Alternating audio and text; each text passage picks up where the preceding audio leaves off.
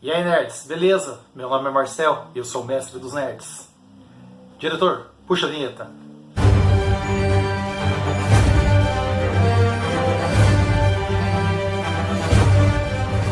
Olha só, se inscreve no canal, ativa as notificações, ativa o sininho de gostei, de curtir, dá o seu like, tá? Isso é muito bom para o nosso canal e para a nossa divulgação, tudo bem?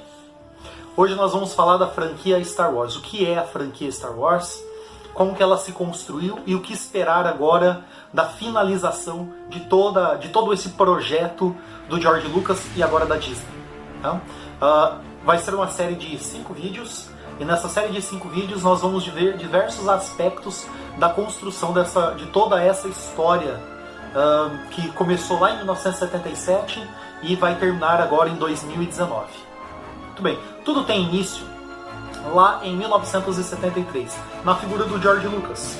George Lucas era o responsável hoje, né? É o criador da franquia Star Wars. Em 1973, ele havia ficado um pouco famoso pelo lançamento do seu filme Loucuras de Verão, que contava uma história que datava entre o final dos anos 50 e o começo dos anos 60. Tá? Mas o grande sonho do George Lucas era fazer um remake da franquia Flash Gordon.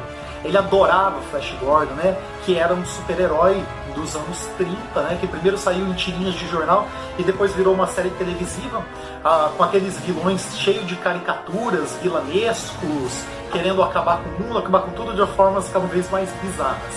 O que foi copiado depois pela franquia do Batman, lá na série de 1966 também, né? Que tinha o César Romero, Adam West, Burt Ward, né?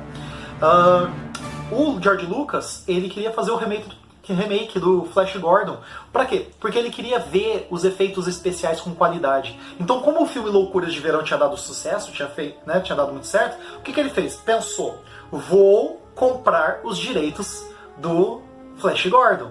E com os direitos do Flash Gordon, vou fazer um filme decente, utilizando efeitos especiais de qualidade, né, utilizando recursos tecnológicos mais modernos, e vão fazer sucesso com esse filme.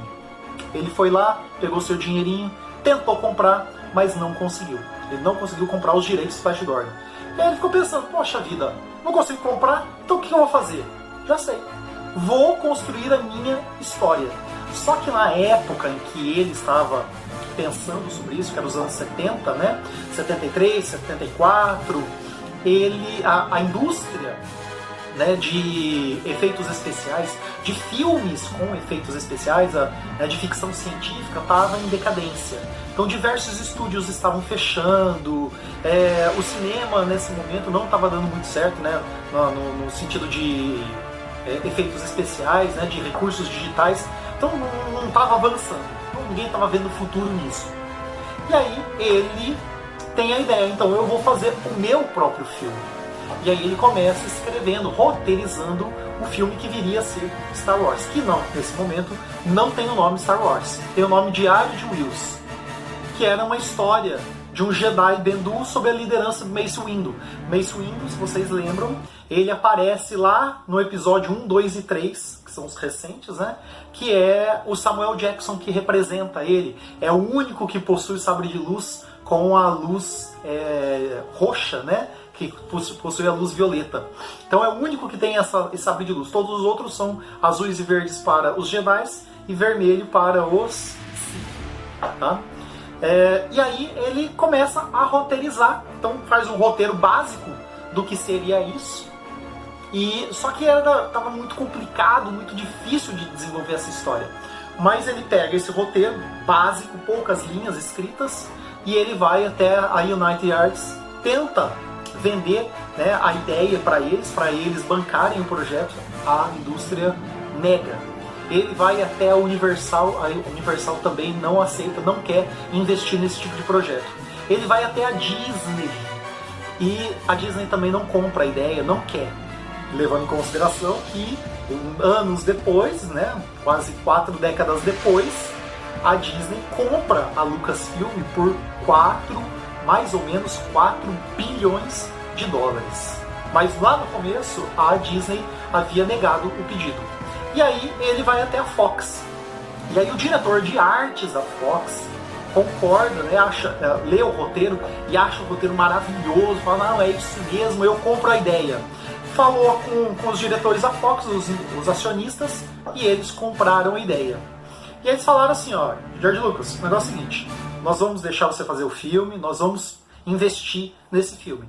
Você vai ter um orçamento de 8 milhões de dólares. Nesse orçamento de 8 milhões de dólares, você tem que produzir todo o filme, sendo que seria um filme então de baixo orçamento, um filme tipo B, né?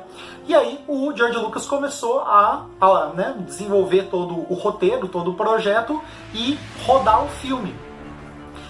No começo ele não tinha história pronta, a história dos 6 filmes, a gente sempre fica pensando, será que o George Lucas tinha a ideia dos 6 filmes?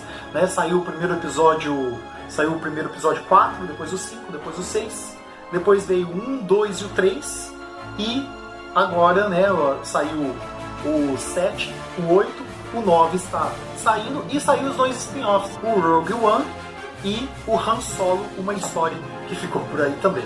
Né? No começo, ele não tinha ideia da história, ele não tinha ideia de como toda a história ia se desenrolar, tanto que existem diversas contradições.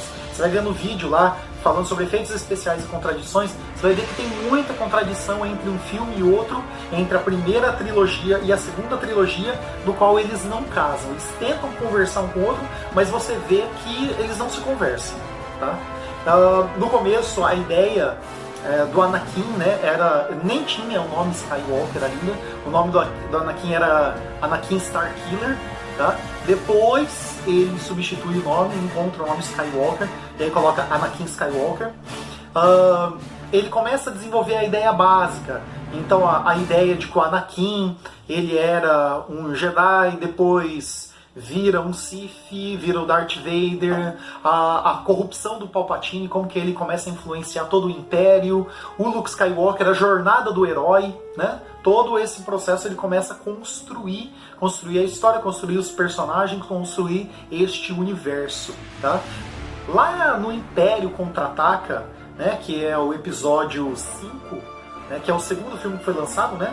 Porque o primeiro foi o episódio 4, né? Uma Nova Esperança, depois veio o Império Contra-Ataca, por fim, o Retorno do Jedi.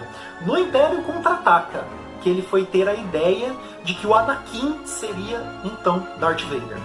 Porque cita Anakin, cita Darth Vader, fala sobre eles, né? Que ele é filho do Anakin, mas a história se casa somente com os dois, sendo a mesma pessoa, somente enquanto ele estava roteirizando e começando a fazer as gravações do Império Contra-Ataca. George Lucas teve muitos problemas na gravação. Teve problemas de tempestade lá na Tunísia. A Tunísia era o set de filmagem para a gravação de Tatooine, tá?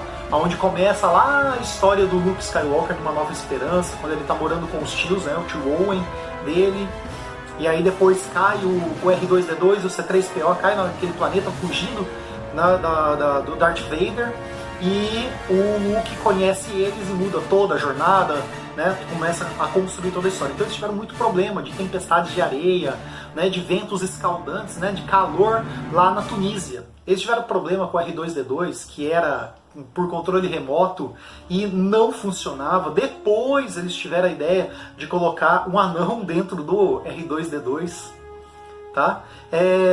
E aí, na hora dele fazer os efeitos especiais, o George Lucas viu que a Fox tinha dissolvido todo o departamento de efeitos especiais. Por quê? Porque estava em decadência. Diversos estúdios estavam fechando, diversas demissões acontecendo e não tinha um departamento de arte, né, de efeitos especiais dentro da Fox. A Fox estava sem esse departamento. George Lucas não pensou duas vezes. O que ele fez? Criou a Industrial Light and Magic, que vai ser a indústria de efeitos especiais que hoje é sucesso, é referência mundial. Ele cria essa indústria de efeitos especiais para atender a necessidade dos filmes da franquia Star Wars. Tá? E, né, hoje é sucesso mundial. Tá? Outro problema que ele enfrentou também é que assim, os artistas, os personagens, né, porque ele usa praticamente personagens só desconhecidos. O único personagem um pouco mais conhecido vai ser o Obi-Wan Kenobi, que é o Sir Alec Guinness. Né? E de todos eles, de todos os atores da franquia, o Sir Alex Guinness, né, que é o Obi-Wan Kenobi, ele é o único que acreditava na franquia. Os outros não acreditavam. Os outros achavam que não ia dar certo, que era uma perda de tempo ficar lá gravando no deserto, fazendo aquelas filmagens com fundo verde, que o ator que fez o Obi-Wan Kenobi, o Sir Alec Guinness, ele teve uma sacada. Como ele era o único que acreditava e tinha mais experiência no campo do cinema, ele coloca os custos dele, né, o valor para ele participar do filme, em 2% dos royalties da produção do filme. O que aconteceu? Ficou riquíssimo, ficou milionário. Outra questão também que o George Lucas vai enfrentar é a situação da divulgação do filme. Ele tinha muito medo que o filme não ia dar certo. Diversos momentos a Fox fala, olha, vamos fechar a franquia, vamos fechar esse filme, não vai dar certo, vamos parar com isso. E aí o George Lucas fala, não, vamos continuar que vai dar certo. Tanto que dos 8 milhões ele gasta 11 milhões, quase que demitem ele, fica louco. Né? Os produtores ficam doidos com ele porque ele gastou tudo aquilo num filme de baixo orçamento, que era para ser 8 milhões só.